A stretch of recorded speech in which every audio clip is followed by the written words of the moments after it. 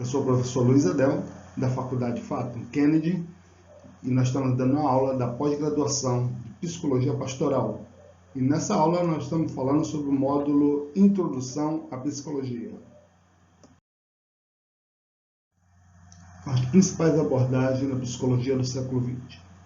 Todas as correntes psicológicas são unânimes em afirmar e observar que a angústia e o sofrimento humano são condições presentes na realidade e atuam no psiquismo.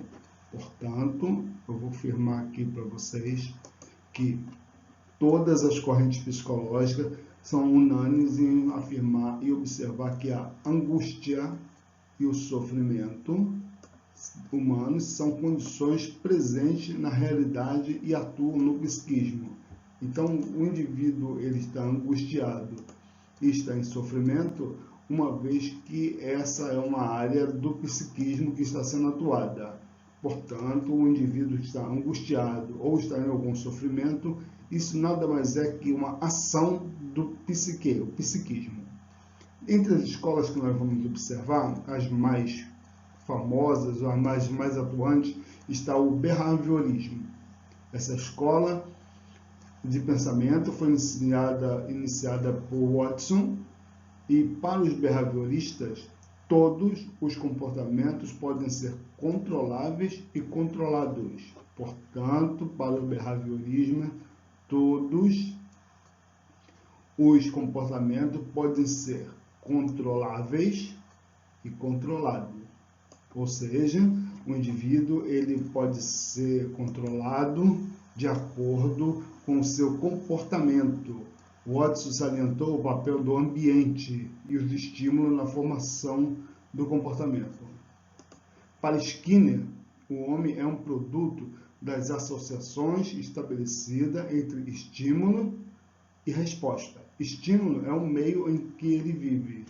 Então, ele dá alguns exemplos básicos de estímulo. No meio, o indivíduo pertence a um grupo de pessoas, a um grupo de amigos, e ele é retirado desse grupo, desse meio, ele é levado para outro grupo, ele muda a resposta, porque no grupo A ele pertencia àquele meio, e estimulado por aquele meio, ele tinha um tipo de resposta.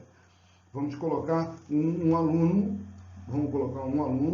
que está num grupo de amigos onde todos gostam de estudar matemática, por exemplo. Então, aquele aluno ele vai estudar matemática porque é o estímulo do meio. Esse meio causa uma resposta, e essa resposta porque todos daquele meio gostam de estudar matemática.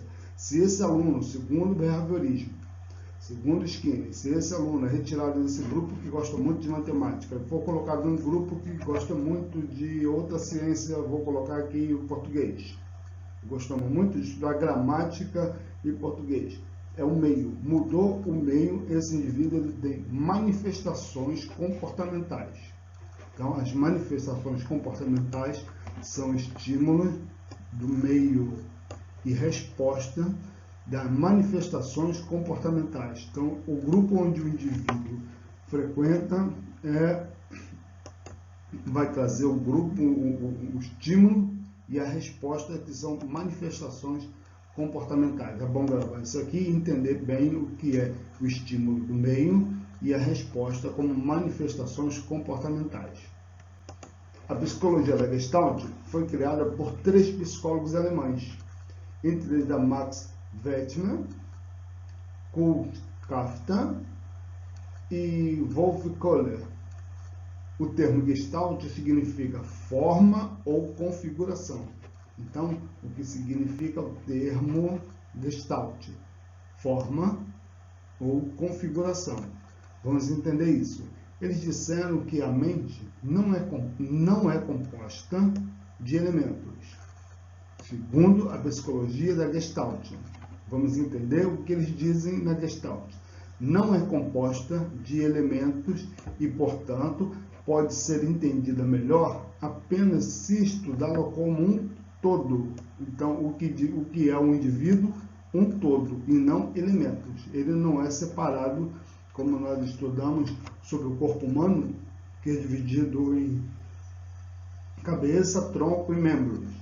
Então, o psique, ele não é separado, o indivíduo não pode ser estudado na psicologia em parte, porque não é composta, segundo a Gestalt, a mente não é composta de elementos e, portanto, não para ser entendida, ela tem que ser estudada como um todo. O princípio fundamental da escola da Gestalt é o todo é melhor do que a soma de todas as partes. O todo, ou seja, o composto completo, o todo, é melhor do que a soma das suas partes. Tem um exemplo que ele dá no livro, que é muito legal, muito interessante, que é com relação à árvore. O que é uma árvore? A árvore é um grupo, é um estudo de tronco, caule, galho de folhas e frutas. No entanto, para a Gestalt, a árvore só é uma árvore se ela for completa, se tiver tudo. Porque se tiver só tronco, não é uma árvore.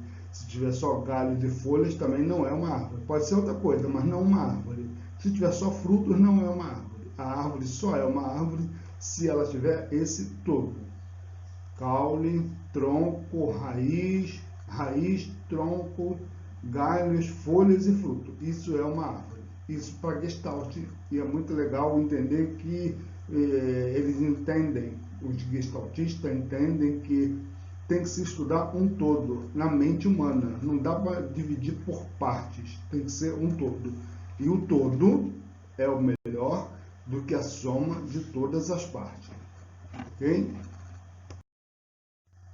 A escola da psicanálise foi fundada a partir da história clínica dos doentes mentais, porque até então era estudado a doença e não o doente. Era estudado a origem da doença e o tipo de doença e não estudado o doente.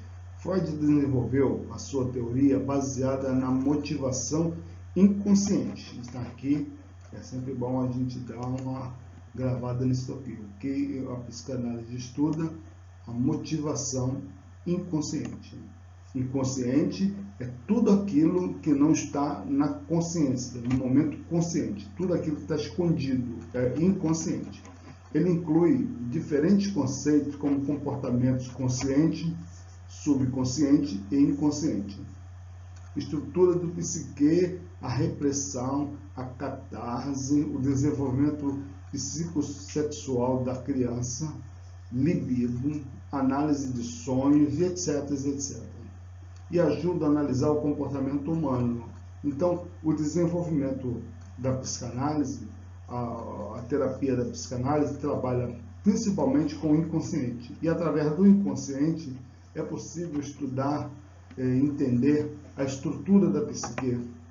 A questão da repressão, o que é a repressão dentro da psique,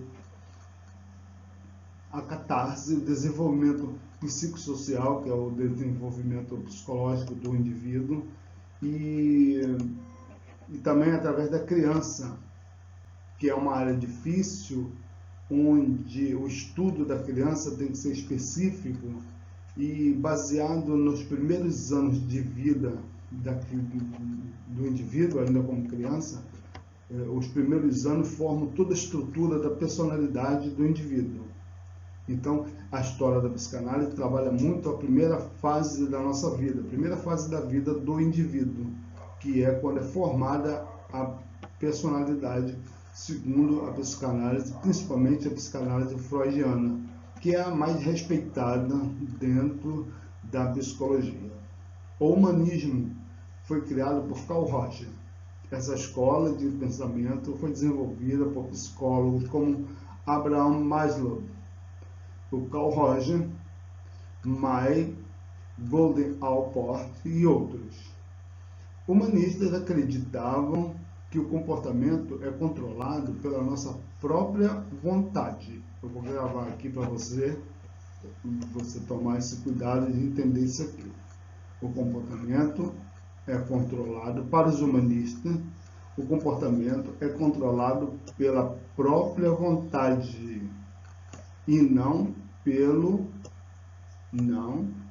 inconsciente ou pelo ambiente.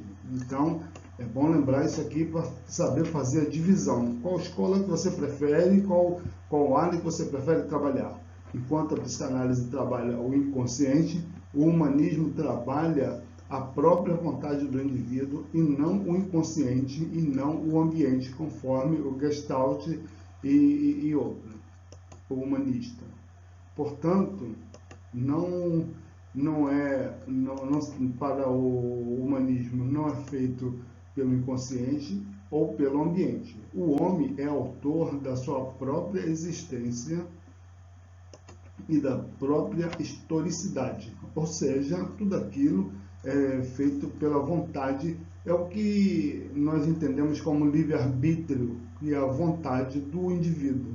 O homem é autor da sua própria existência e da sua própria história. Então, tudo aquilo que você fizer vai ter uma resposta baseada nos teus atos. Isso é a escola do humanismo, também trabalha nessa área.